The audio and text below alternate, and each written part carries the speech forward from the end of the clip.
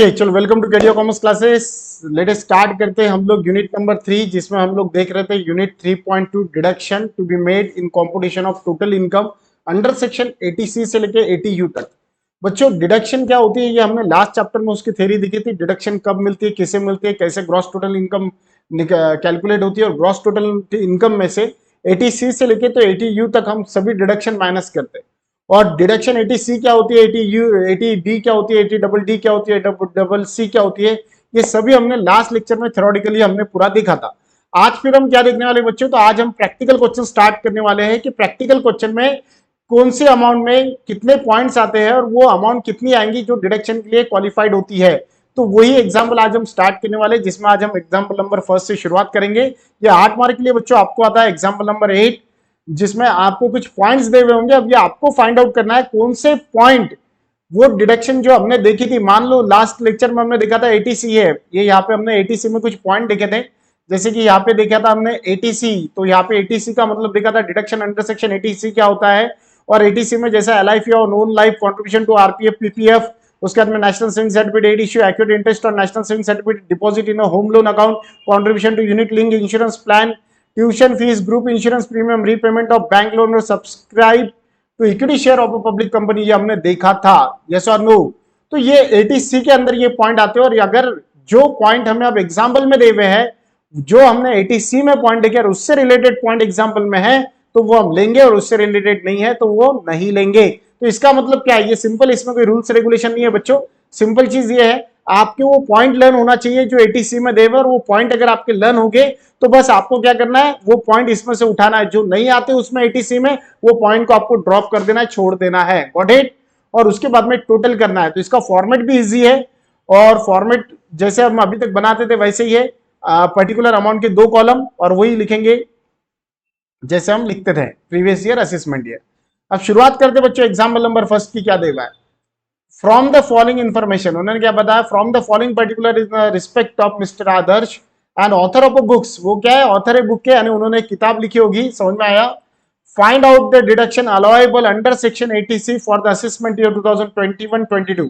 आपको क्या करना है, असेसमेंट ईयर जो है हमारा 21-22, उसके अंडर सेक्शन 80C के लिए आपको फाइंड आउट करना है वो अमाउंट जो क्वालिफाइड रहेंगी डिडक्शन अंडर सेक्शन 80C के लिए।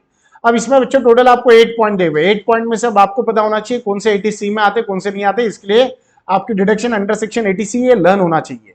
तो अब यहाँ पे दिया उन्होंने सब में पहले life insurance premium on his own life policy taken in 2011-20 तो ये सब लिखने के पहले हम इसका फॉर्मेट ड्रॉ करेंगे, जैसे कि हमने यहाँ पे फॉर्मेट ड्रॉ किया।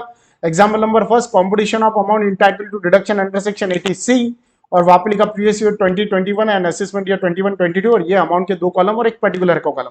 इस तरह से बच्चों इसका फॉर्मेट बनेगा। बट यहाँ पे हेडिंग जो आता है वो आता है अमाउंट इंटाइटल टू डिडक्शन, कि वो कौन सी अमाउंट होंगी जो डिडक्शन के लिए लायबल होंगी, कितनी अमाउंट तक हम डिडक्शन उसको देंगे।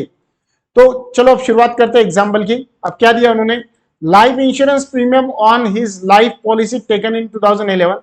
बंदे ने खुद के ऊपर LIP पेड किया। LIP, L for life, I for insurance, P for policy. So LIP बोले तो ओन लाइफ के ऊपर करता है 22,000 रुपए। और उसने बताया sum assured on the above policy, जो सम था यानी टोटल अमाउंट कितने की पॉलिसी थी, 2 लाख की थी। 2 लाख की अगर पॉलिसी होंगी, अगर पॉलिसी का सम दे हुआ है तो उसके 20% या फिर उससे कम पॉलिसी के अमाउंट होना चाहिए जो वो LIP पेड करता। तो LIP कितना पेड करता है, 22,000 करता है। LIP कितना पेड कर रहा है, 22,000 रुपए कर रहा है। और पॉलिसी की सम कितनी है, 2 लाख रुपए। 2 लाख का अगर 20% निकालते तो 40,000 आता है। तो 40,000 या फिर 40,000 से कम, तो 40,000 से कम है ना, तो वो लिखेंगे। तो चलो लिखो पहला पॉइंट, यहाँ पे फर्स्ट पॉइंट लिखेंगे हम,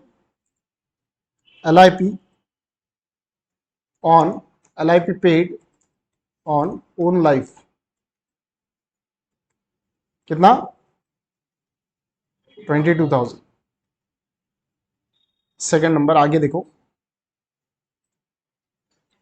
बाद में दिया contribution to unrecognised provident fund. ध्यान दो बच्चों, यहाँ पे हमने अभी देखा 80C में क्या क्या आता है, तो देखो यहाँ पे एक बार फिर से देख लेते हैं। डिडक्शन अंडर सेक्शन 80C में ये कुछ पॉइंट यहाँ पे दिया। सेकंड नंबर का point contribution to RPF and PPF है, रिकॉग्नाइज्ड प्रोविडेंट फंड है और पब्लिक प्रोविडेंट फंड है। अनरिकॉग्नाइज्ड और स्टैट्यूटरी, अनरिकॉग्नाइज्ड है।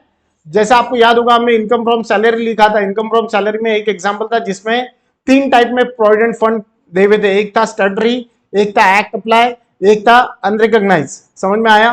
तो हम जो लेते हैं सैलरी में वो रिकॉग्नाइज प्रोविडेंट फंड लेते और पब्लिक प्रोविडेंट फंड लेते। तो अनरिकॉग्नाइज या फिर स्टैट्यूटरी प्रोविडेंट फंड रहा तो उसको कंसिडर नहीं करते।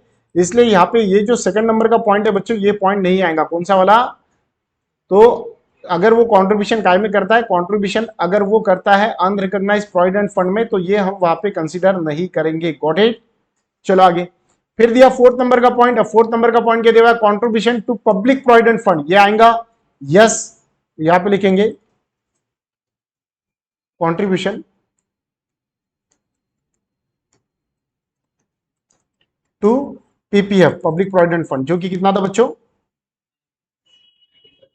सुनाई नहीं दिया? 95,000। आगे देखिए क्या देवा है। उसके बाद में उन्होंने दिया बच्चों subscription to national saving certificate NSC ad issue. तो एड इशू में तो चलता देवा है, तो लिखो वहां पे सब्सक्रिप्शन। सब्सक्रिप्शन है परचेज किया उसने to national saving certificate, bracket में लिखेंगे हम एड इशू है। कितना है वो? 18,000 लिखेंगे। उसके आगे देखिए क्या देगा। Accurate interest for 1 year completed national saving certificate issue. अब मुझे बताओ, अगर हम नेशनल सेविंग सर्टिफिकेट इशू में अगर पैसे इन्वेस्ट कर रहे हैं, अब वो हमारी इन्वेस्टमेंट हो गई। अब इन्वेस्टमेंट के लिए अगर हम वहां पे क्या बोल रहे हैं कि भैया हमें इसकी डिडक्शन दो, तो उसके ऊपर मिलने वाला इंटरेस्ट वो भी, उसके लिए भी तो हम अपील करेंगे, क्लेम करेंगे कि भैया इसके ऊपर भी हमें क्या दो, डिडक्शन दो। तो इसलिए वो भी आएगा, नेशनल सेविंग सर्टिफिकेट इशू भी आएगा, और उसके ऊपर जो इंटरेस्ट था वो भी आएगा, interest on national saving certificate ad issue.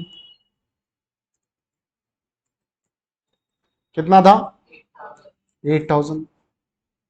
उसके बाद में नेक्स्ट बाद में दिया life insurance premium on his own mother life policy 5,000। तो खुद के मम्मी के ऊपर। अब यहाँ पे बच्चों ध्यान दो, अच्छा इंपॉर्टेंट पॉइंट है कि मम्मा के ऊपर उसने क्या किया? एलआईपी यानी लाइफ इंश्योरेंस पॉलिसी भरा। एज ए अगर देखे जाए तो सन की रिस्पॉन्सिबिलिटी होती है, मम्मी पापा की सारी रिस्पॉन्सिबिलिटी अपने शोल्डर पे लेना चाहिए। यार हर होनहार बच्चे की एक क्या रिस्पॉन्सिबिलिटी होती है, लेकिन उनकी मम्मी टोटली इसके ऊपर डिपेंड है, ऐसा देवा है क्या? नहीं देवा है। फिर फर्स्ट प्रायोरिटी पापा की आती है, बिकॉज वो पापा की वाइफ है। तो पहली अथॉरिटी, पहली पावर, पहली सब जो भी रिस्पॉन्सिबिलिटी आएंगी वो पापा की आती है। फिर सेकंड आती है सन या डॉटर की। और यही रीजन की वजह से यहाँ पे लाइफ इंश्योरेंस प्रीमियम जो मम्मी के ऊपर वो पेड कर रहा है, ये डिडक्शन के लिए अलाउेबल नहीं रहेंगी। Got it? ऐसा नो। बाद में दिया बच्चों उन्होंने repayment of bank loan borrowed for the construction of the house. उसने क्या किया था? हाउस कंस्ट्रक्शन करने के लिए लोन उठाया था। क्या उठाया था बच्चों? लोन उठाया था। अब वो लोन का वो रीपेमेंट कर रहा है। क्या कर रहा है? रीपेमेंट यानी पैसा दे रहा है। तो हमने देखा था एटीसी में कि अगर वो कंस्ट्रक्शन करता है या हाउस के लिए लोन लेता है और वो रीपेमेंट करता है, तो वो लायबल रहता है डिडक्शन के लिए। तो यहां पे लिखेंगे repayment, repayment of loan for the construction of the house. कितना लोन रीपेमेंट किया? 21,000। इसके अलावा और कोई पॉइंट था? तो सभी पॉइंट की अब बच्चों हम क्या करेंगे, यहाँ पे टोटल करेंगे। टोटल करने के बाद में देखिए टोटल कितनी आती है उसकी, 1,64,000 आती है। तो यहाँ पे लिखेंगे amount entitled to deduction. Amount entitled to deduction यानी डिडक्शन के लिए कितनी अमाउंट इंटाइटल रहेंगी? 1,64,000। लेकिन बच्चों ये जो अमाउंट है 1,64,000, इसका रूल क्या बोलता है? मैक्सिमम लिमिट कितनी होती है रे? 1 लाख तक होती है। कितनी होती है? तो फिर यहाँ पे हमें जब देखो, अब यहाँ पे एक रूल समझ लो, अगर एग्जाम्पल में अमाउंट ये 1,50,000 के ऊपर जाती है, तब आपको फिर नीचे एक स्टेटमेंट लिखना कंपलसरी होता है। नीचे एक स्टेटमेंट लिखना कंपलसरी होता है। और वो स्टेटमेंट क्या है? तो वो लिखना पड़ेगा आपको क्वालिफाइंग,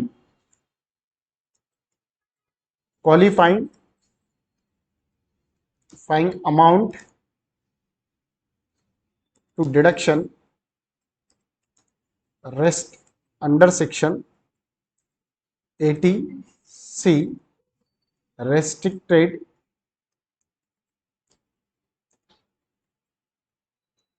अप टू 1,50,000। 1,50,000 रुपए तक क्या रहेंगी वो रेस्ट्रिक्टेड रहेंगी। समझ में आया? 1,50,000 क्यों रहेगा बच्चों? क्योंकि 1,50,000 के ऊपर हम वो नहीं दे सकते। ठीक है, एज पर रूल के हिसाब से जितने भी डिडक्शन होंगे 80C से लेके 80U तक, उसके रूल के हिसाब से 1,50,000 तक क्या कर सकते हो आप, लायबल हो सकते हो। Got it? और यही रीजन है कि 1,64,000 हमारी क्या आई हुई है वहां पे, अमाउंट इंटाइटल हुई है, लेकिन हमें 1,64 में से कितने डिडक्शन मिलेंगी, 1,50,000 मिलेगी। Got it? तो इस तरह का बच्चों ये एग्जाम्पल था जिसमें हमने क्या क्या देखा। तो खुद के ऊपर अगर वो LIC प्रीमियम पेड करता है तो वो उसके लिए डिडक्शन उसको मिलेंगी। सम एश्योर्ड जितना भी होगा उसके 20% या 20% से कम वो अमाउंट होना चाहिए। कॉन्ट्रीब्यूशन अनरिकॉग्नाइज्ड प्रोविडेंट फंड का नहीं आता, रिकॉग्नाइज और प्रोविडेंट फंड का ही कॉन्ट्रीब्यूशन आएगा। नेशनल सेविंग सर्टिफिकेट 8 इश्यू अगर रहता है, उससे रिलेटेड अगर इंटरेस्ट भी रहता है तो उसके लिए भी वो क्वालिफाइड होता है। और LIP अगर अपने मम्मा के ऊपर या पापा के ऊपर पेड करता है तो उसके डिडक्शन उसको, यानी उसके लिए वो क्वालिफाइड नहीं रहेगा वो पॉइंट। Got it? और अगर कंस्ट्रक्शन के लिए लोन लिया होगा और अगर वो रीपेमेंट करता है तो लोन, अगर लोन की अमाउंट अगर रीपेमेंट कर रहा है तो रहेगा, इंटरेस्ट अगर पेमेंट कर रहा है तो वो पॉइंट भी उसमें क्वालिफाइड नहीं रहेगा। फिर इस तरह से आपको टोटल करना है। टोटल करने के बाद में अगर 1,50,000 के ऊपर अगर वो टोटल जा रही है तो ध्यान रहे आपको सेपरेट में एक नीचे स्टेटमेंट लिखना है, वो स्टेटमेंट होना चाहिए qualifying amount to the deduction under section 80C restricted up to rupees 1,50,000। Got it? तो इस तरह का ये एग्जाम्पल नंबर बच्चों फर्स्ट हमारा कंप्लीट हुआ जिसमें हमने डिडक्शन अंडर सेक्शन 80C देखा। Thank you very much.